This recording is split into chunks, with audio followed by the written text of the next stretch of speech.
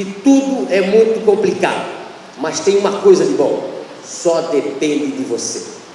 E quando depende de você, você é a única pessoa que pode resolver. Como começou a Van? As pessoas às vezes pensam que ela já nasceu grande, ou nasceu de uma maneira forte. E eu vou dizer para vocês que o sonho nasce pequeno e a gente faz eles grandes conforme é a nossa capacidade. A Van nasceu através de uma pessoa que está aqui no meio, Luciano. Nasci na Águas Claras, na entrada do Poço Fundo. Eu acho que talvez muita gente são de lá, João 23, e bem cedo, estudando no João 23, com apenas 8 anos de idade, esse do meio aqui, cabeludo. A dificuldade, meu pai operário, minha mãe operária, de uma família muito humilde. Comecei a estudar e logo com 7, 8 anos, eu notava que quando a professora mandava eu ler, eu tinha uma dificuldade muito grande.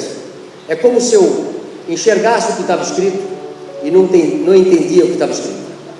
Com 8, 9 anos, embora as pessoas continuavam lendo, na época tinha ditado, eu continuava a notar que eu passava muita dificuldade para ler. E cada vez que a professora de português me mandava ler, eu ficava roxo de vergonha.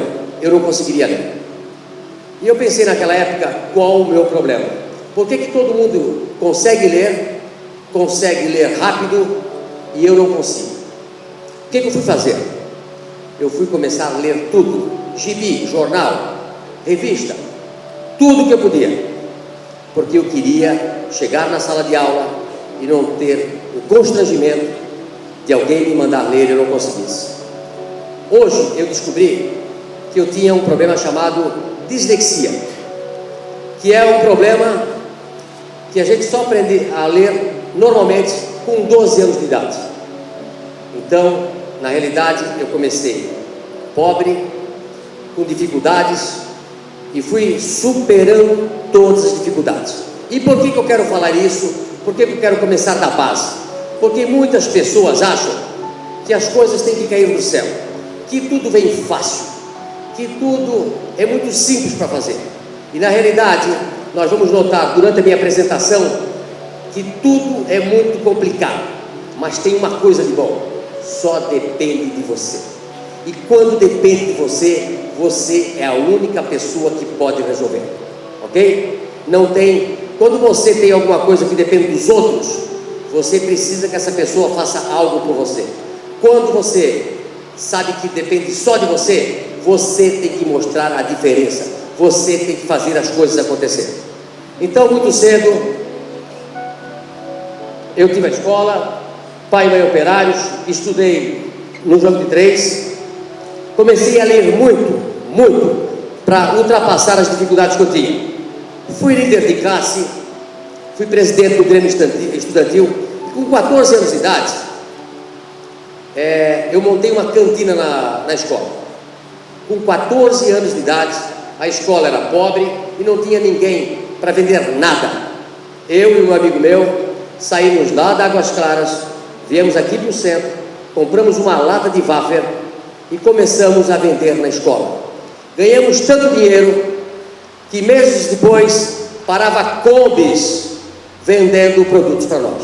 Ou seja, o meu tiro, a minha forma de pensar começou lá na escola João 23. Ou seja, pessoal, não importa onde você nasceu, não importa onde você estudou, o que importa é a sua força de vontade para fazer a diferença, ok? E no segundo grau, que eu vim estudar aqui embaixo, eu estudava a matéria de inglês um certo dia, e eu comecei a pensar, por que eu faço inglês? Isso em 1983, por aí, onde o Brasil era fechado, as mercadorias eram as que eram feitas no Brasil, e eu pensava para mim, o porquê que eu estou estudando inglês. Eu coloco essa observação porque muitas vezes cada um de vocês estudando no dia a dia, se perguntam o porquê que eu estou estudando isso se eu nunca vou precisar na minha vida. Na realidade, a gente vai precisar.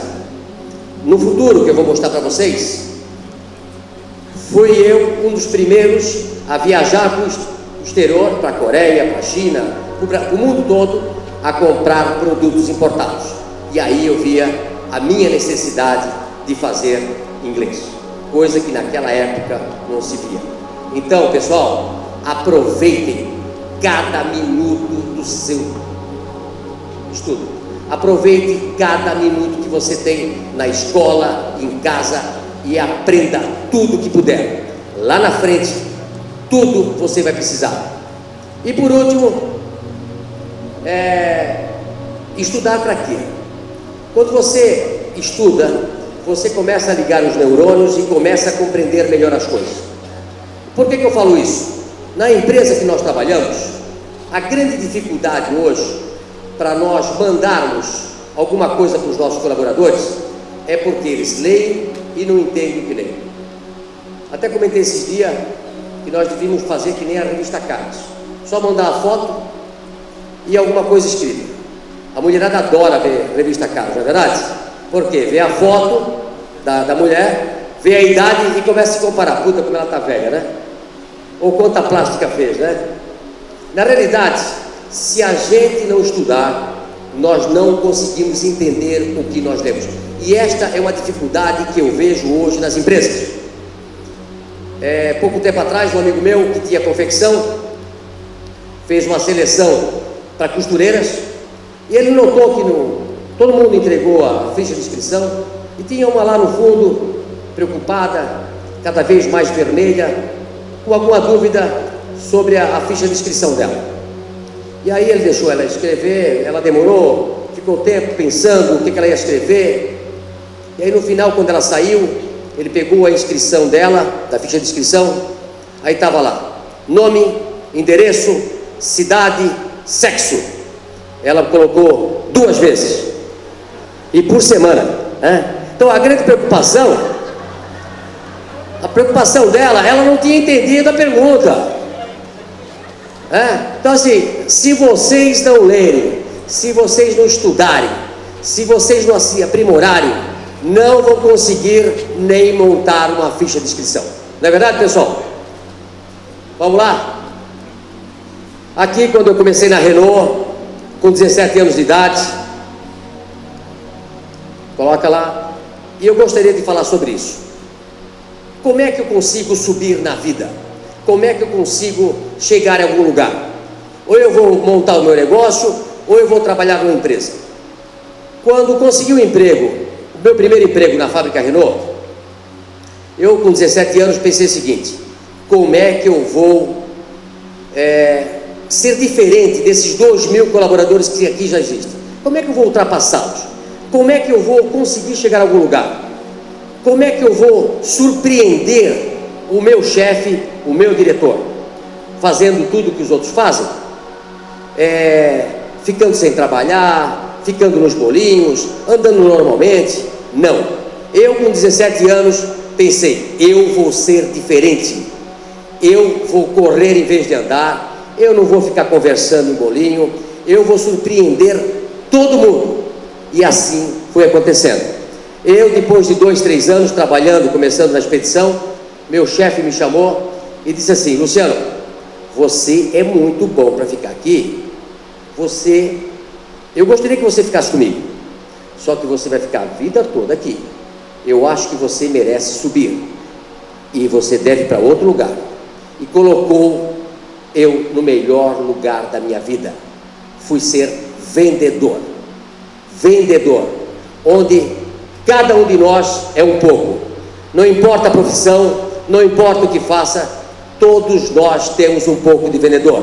Quem é vendedor não passa trabalho nunca. De vendedor, eu consegui vender tudo. Logo, eu estava vendendo o carro da diretoria, tudo que tinha na empresa, não só tecidos, mas eu vendia sucata, vendia o resto de tudo, vendia algodão, vendia o que sobrava, eu vendia de tudo, vaca, galinha, tudo que aparecia na frente do veleiro. E de repente, eu notei que eu podia fazer algo mais. E poderia ir mais longe. E aí, eu comecei a pensar, eu vou fazer uma faculdade. Como cada um de vocês. Quando nós estamos no emprego, ou quando nós queremos uma profissão, nós pensamos assim: o que eu sou bom? Em que eu posso fazer uma faculdade? Porque com 17, 18 anos de idade, eu duvido aqui que alguém tinha certeza do que ia fazer. Não é verdade? Todos têm aquela dificuldade de saber o que eu vou fazer na minha vida. Como eu era ruim em português, passava muito trabalho por dislexia, e eu era ótimo em matemática, aprendi a somar com uma facilidade imensa. Eu pensei, eu vou fazer uma faculdade de processamento de dados. E aí fiz a inscrição para vestibular, passei. Naquela época era uma faculdade bem requisitada, porque era o futuro do Brasil, era o futuro do mundo. Em 1980 era fazer faculdade de processamento de dados. E aí, no domingo que eu fui pegar o resultado da FURB, na época, eu recebi e estava o meu nome lá, Luciano Hang. Fiquei de uma felicidade enorme, e procurei a pessoa que sempre me ajudou na vida. Como nós éramos muito pobres, eu tinha um amigo do meu pai que levava lá a máquina de escrever para mim, levava a escrivania, porque eu era dedicado naquilo que eu fazia. Então, eu pensei, eu vou levar essa boa notícia para o Zeca Zen. E aí eu fui entregar a boa notícia para ele. Saí da Banca Jardim, andei um pouco de carro com meu pai e fomos lá dizer a bela notícia para o seu Zeca Zen que eu tinha passado na faculdade. Quando mostrei o jornal para ele, ele olhou para mim e disse: Luciano, é isso que você quer? Você quer processamento de dados? Aí já me deu um ponto de interrogação. Eu disse: por quê? Porque se não é a faculdade que você quer, você vai ser um cara frustrado. Eu disse: cacete, eu venho aqui dar uma boa notícia para ele, me joga um balde de água na cara? Tudo bem, fui para casa e logo,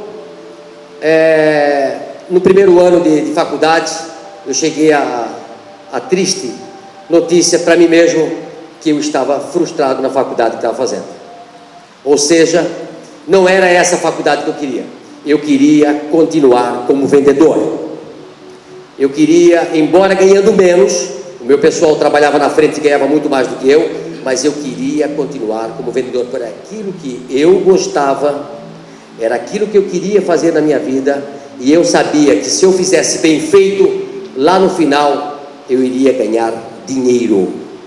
Ok, pessoal? Então, a gente tem que procurar aquilo que quer fazer na vida, mas nem sempre o cara faz o que gosta, mas tem que gostar do que faz.